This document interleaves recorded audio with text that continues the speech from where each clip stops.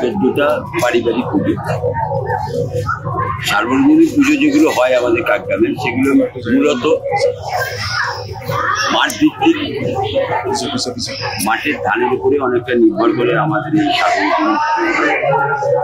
যাদের মাঠ আছে বা জমি জমা যাদের আছে, তাদের জলুস ইয়েটা বেশি, আড়ম্বরটা।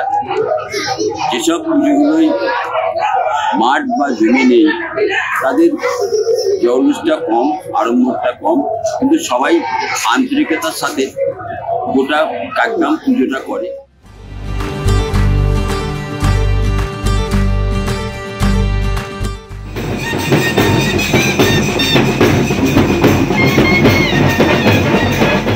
ফলো করুন বর্তমান।